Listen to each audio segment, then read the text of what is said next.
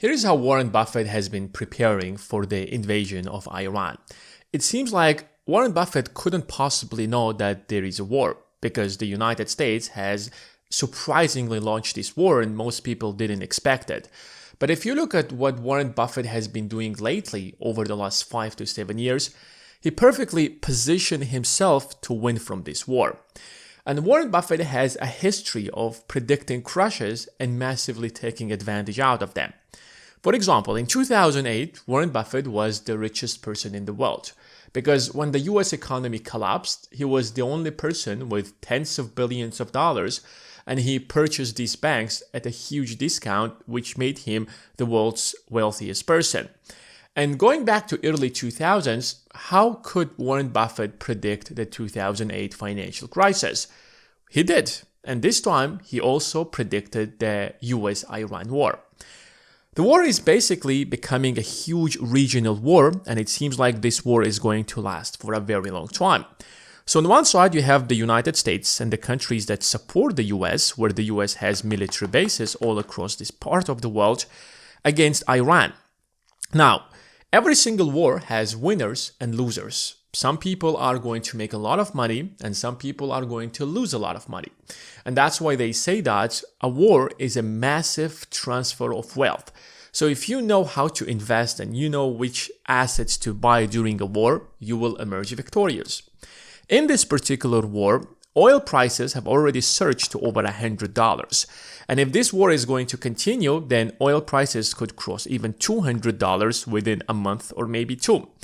Because this part of the world is responsible for 20% of the global supply of oil. And because the Strait of Hormuz, which is this part of the world, is closed by Iran, which means that now there is a shortage of oil in the world, which is why oil prices have risen so much. So oil companies right now are making more money than ever. Let's look at Warren Buffett. In 2019, he invests $10 billion in Occidental Petroleum. This is very strange because in 2019, the world was talking about renewable energy. European Union, the rest of the world is moving into renewable energy, and it seemed like buying oil was a failed strategy. Why would you even invest in oil? And then 2020 happens, the global economy goes into COVID, and oil prices go below zero. For the first time in history, we had negative oil prices, and yet Warren Buffett buys Dominion Energy. So why is Warren Buffett buying so much oil? In 2024, he purchased the remaining 20% in Berkshire Hathaway's energy department. Berkshire Hathaway is a huge company. It's worth about $1 trillion and it has different departments. And in the energy department, 20% of that was owned by other investors. Warren Buffett buys that in 2024. He also buys more of Occidental Petroleum in 2025, which is literally a year ago. In 2026, he buys Oxchem, which is a chemical company that refines oil.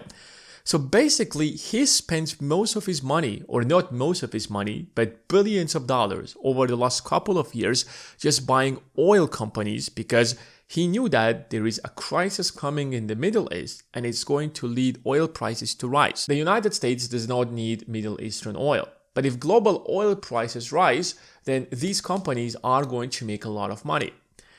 The second largest winners out of this war are insurance companies. Why? The global world is interconnected and ships go through one part of the world to another.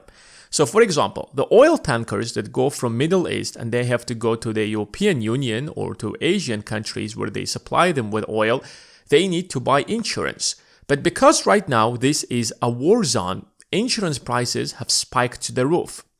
But this is not just about the oil companies or the companies that need to ship oil. Take any other company that relies on global shipping.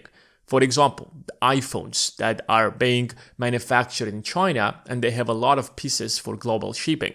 So ships are moving from one part into another, and there is a very important part in the world that is called the Suez Canal. If you don't want to cross through the entire Africa and you want to cross that road, for example, through the Suez Canal, then you have to go through the Red Sea. But the Red Sea is also a subject of a war zone right now, which means that insurance prices on ships are extremely expensive right now. And guess what Warren Buffett has been doing lately? In 2022, he spent $11.6 billion buying this insurance company. In 2018, he spent $2.5 billion buying this insurance company. He also purchased the remaining of the Berkshire Hathaway's insurance department. But you cannot just possibly insure any ship.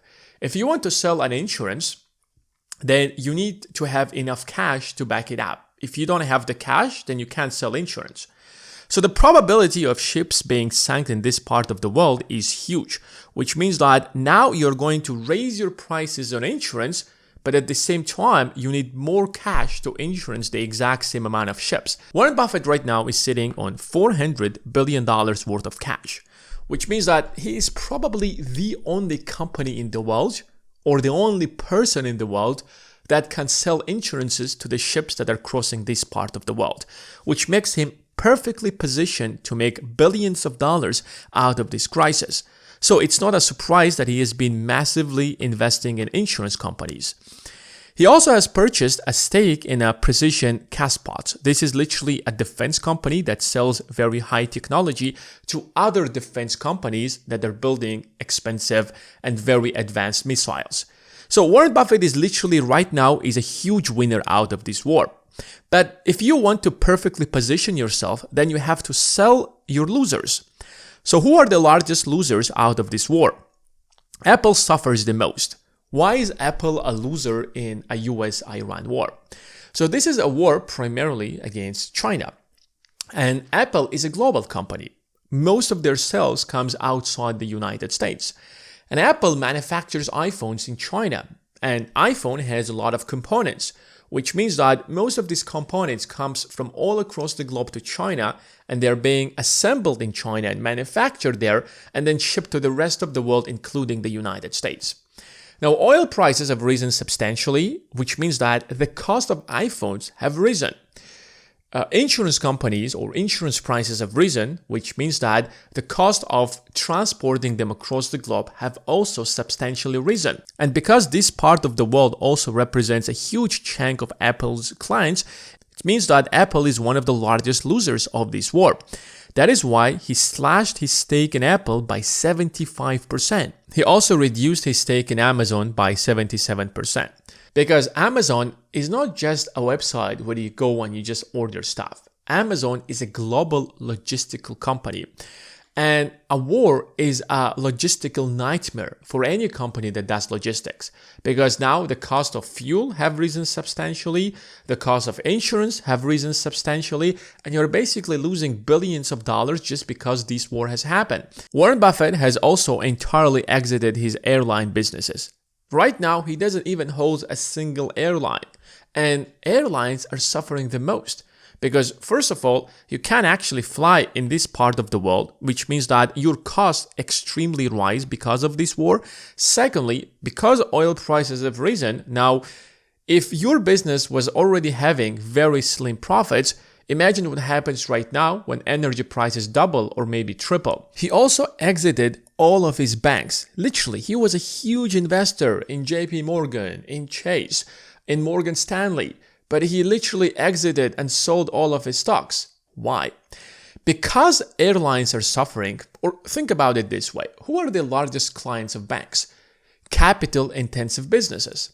If you want to start an airline, you're not simply going to go and buy planes. You can't possibly afford them. A single Boeing probably gonna cost you like $100 million, and you need like 100 planes to start your airlines, or at least maybe 20 or 30. So you're going to go to bank, you're going to borrow billions of dollars, then you will lease these airlines, and you will build an effective business model, and you will start paying off your bank a small amount of your money. That's how you basically operate your business. Now, because airlines and all the capital-intensive businesses are suffering, they will struggle to pay the banks, which means that banks will not be receiving the payments. They will have more defaults during a war, which means that banks are not really a good business right now. So banks often are the first casualties of war. The second largest problem with the banks is that they're sitting on a lot of US Treasury yields that are long-term and are having very low yields. So in 2020 and 2021, when interest rates were almost 0%, banks have spent a lot of their assets and their money buying US treasuries, long-term treasuries that pay very low yields. And why do they pay very low yields? Because interest rates in 2020 and 2021 had very low yields. Now we have a war that is causing a lot of inflation. Energy prices are rising, shipping prices are rising, insurance prices are rising, which means that there is going to be a lot of inflation. And when there is high inflation, the job of the Federal Reserve is to tackle inflation by raising interest rates. When you raise interest rates, the yields on the new bonds are going to be much higher. So I want to ask you a question. So imagine you are having $1 million and you only have two investing options. One is to buy the new yields that pay you 4% in interest, or you are going to buy the old yields that are paying you 1% in interest. Of course, you're going to buy the new yields that are going to pay you a much higher interest rate, a much higher yield. Now, if that is the case, what do you think is happening to the value of the old bonds that pay a very low yield? Their value or their market price goes substantially down.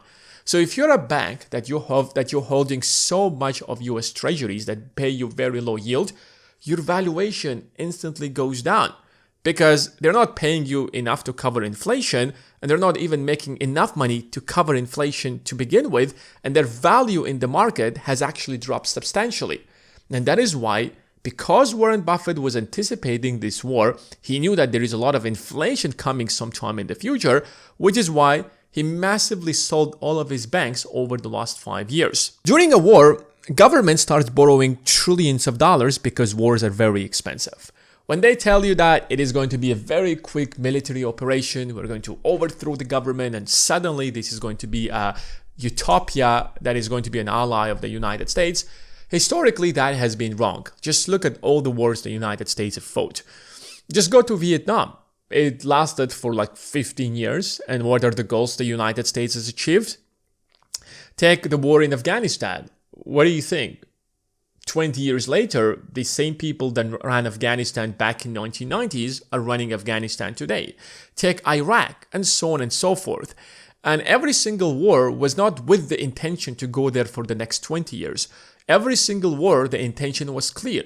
We will overthrow the government, and we will make sure that the people who are going to seize power in these countries are going to be our allies. That has always been the logic. And the logic with the war in Iran is going to be the same, but we know how this is going to unfold. Like, this is the same story that you're watching over and over and over. So when the war drags on, the government needs a lot of money to finance that war. Nobody's going to fight that war for free. If you don't pay the military personnel, if you don't pay for fuel, your aircraft carriers are not going to move. If you're not going to pay the defense contractors, they're not going to manufacture weapons for you. So wars are very expensive. Warren Buffett is sitting on $400 billion. Now, that $400 billion is not cash. That is basically the cash that he has used to buy short-term US treasuries. So the US government borrows money in different periods. So it, for example, sells 1-month treasuries. So you're buying a 1-month treasury, you receive an interest. By the time that 1 month is over, you get your money back. And US government sells treasuries that are short-term, that are less than 2 years old, and are long-term, which are 30-year government bonds. Warren Buffett does not buy the long-term treasuries because he knows that there is going to be massive inflation. He buys short-term treasuries. So he's receiving interest, and at the same time, he will get his cash the moment he needs that, should a good opportunity get into the market. So Warren Buffett is literally financing the US government to wage this war, and at the same time, he's making literally dozens of billions of dollars out of this war. So if you look at the Warren Buffett's portfolio, he has perfectly positioned himself to make billions of dollars out of this war. Now, the real question is that what is going to happen if this war is going to be prolonged, let's say for a year? First casualties are going to be airlines. Airlines will be stressed because they will not be able to continue their business when oil prices are so high. Which is why, instead of declaring bankruptcy, you're going to sell a portion of your business for a fraction of the price, so Warren Buffett can just spend $5 billion in buying entire airlines that may be today worth like $30 billion. Another casualties of war are going to be the tech businesses that rely on global logistics, such as Apple and Amazon. Because Apple manufactures in China, and now there is huge conflict in that part of the world, and because there are all the problems that I have told you about, Apple is going to suffer, which means that it is free cash flow is going to go down, which means that it is valuation in the market is going to go down, which means that if this conflict is going to be over, or before it's going to be over, Warren Buffett can again buy the exact same shares that he sold, but this time at a huge discount. Also, companies such as Nike. Nike relies on global logistics to manufacture their shoes. And the longer this war goes on, the more Nike is going to suffer, the more Apple or the more Warren Buffett will be able to buy of Nike shares for a fraction of the price. He can also go and buy banks because banks will suffer throughout this war. The more inflation rises, the higher the Federal Reserve increases interest rates, the lower going to be the valuation of banks because banks are sitting on so much low yields treasuries. And finally, the casualty of war is going to be global manufacturing. Manufacturing is a very tough business. If you look at their profit margins, you will often see that they have a profit margin of like 1 to 5%. Imagine your profit margins are 2% after all of your expenses. And if you are having a factory, you probably spend a lot of money on energy. Now, energy prices have tripled. What do you think going to happen to your 1% profit margin? It goes to zero. You will be making a loss. You might be able to absorb that cost in the short run, but now the question, what is going to happen to you a year from now? Can you absorb the cost for 1 year, for 2 years? Well, of course not. You will need a lot of loans. And if you can't afford to borrow money, you might just sell a portion of your business for a fraction of the price. So Warren Buffett right now is literally the best person which is perfectly positioned to make billions of dollars out of this war. And that's why they say that buy when there is blood in the streets. Financial crises or any kind of crises are the perfect opportunity to make billions of dollars. So if you want a step-by-step guide on how you can make a lot of money during this crisis, then check out the Investing Academy. I have built a literally step-by-step course that will teach you how to do that. Also, I have recently posted the top 5 stocks that you can buy right now, which will be the biggest winners out of this war. So if you want to find all of that out, just check the Investing Academy. The link is going to be in the description of this video.